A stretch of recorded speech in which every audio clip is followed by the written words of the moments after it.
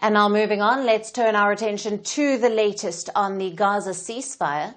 On Monday, Egypt hosted the Gaza Peace Summit, which was co-chaired by the Egyptian President Abdel Fattah el-Sisi and US President Donald Trump. At the summit held in Sharm el-Sheikh, the US, Egypt, Qatar and Türkiye signed a declaration as the guarantors of a Gaza deal aimed at ending 2 years of war.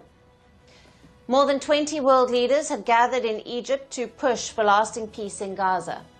Trump hailed the summit as a tremendous day for peace in West Asia. The US president had arrived in Egypt after a lightning visit to Israel, where he was praised and thanked for ending the war. As a part of Trump's plan to end the Gaza war, Hamas freed the last 20 surviving hostages that it held after 2 years of captivity in Gaza. In exchange, Israel released nearly 2,000 Palestinians held in its jails. Now, after Trump arrived in Sharm el-Sheikh, he addressed the media along with his Egyptian President el-Sisi. And ahead of the summit, Trump praised el-Sisi for his role in the Gaza talks, saying that the Egyptian leader had a very important role with Hamas. They played a very important role, and they had a very important role with Hamas. In fact, the general was right here, was very instrumental because Hamas respects this country and they respect the leadership of Egypt.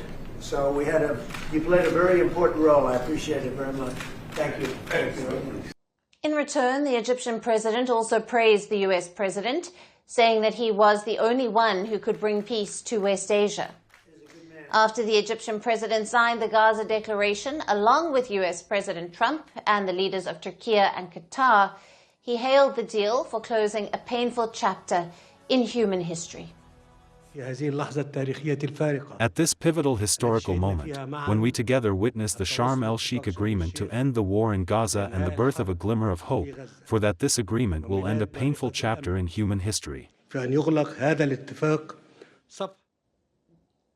At the summit, el-Sisi also reiterated Egypt's support for a two-state solution.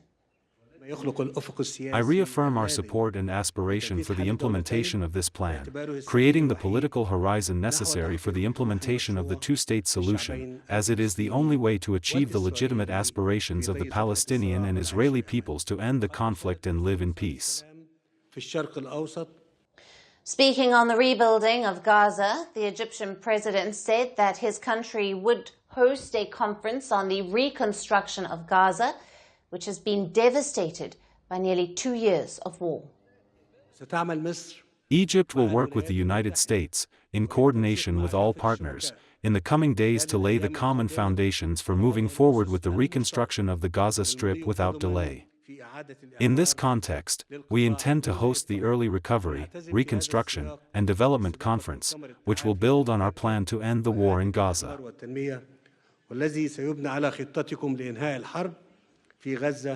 Along with the US, Qatar and Türkiye, Egypt has been a key negotiator in efforts to end the war in Gaza.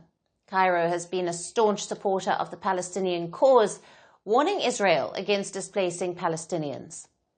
The African Union, too, has unequivocally supported the Palestinian cause, with South Africa being Israel's fiercest critic in the continent. Soon after the war broke out between Israel and Hamas in 2023, South Africa filed a genocide case against Israel at the World Court over its treatment of Palestinians. Earlier this year, there were reports that Israel and its top ally, the US, have approached a few African nations to resettle displaced Palestinians, with one of them being South Sudan, which is a staunch ally of Israel. However, South Sudan slammed the claims as baseless. Now, despite Israel's diplomatic overtures to smoothen ties with the continent, African nations have largely distanced themselves from Israel because of its war on Gaza. Meanwhile, Egypt has further boosted its regional influence by co-chairing the Gaza peace talks. Now that the second phase of negotiations are underway, it remains to be seen what role could Egypt and other African nations play in bringing lasting peace in Gaza. Want the facts? The latest developments? News that gets straight to the point. Well, we've got all three just for you. This is Firstpost Live, a brand new show, your window into what really matters. Don't miss it.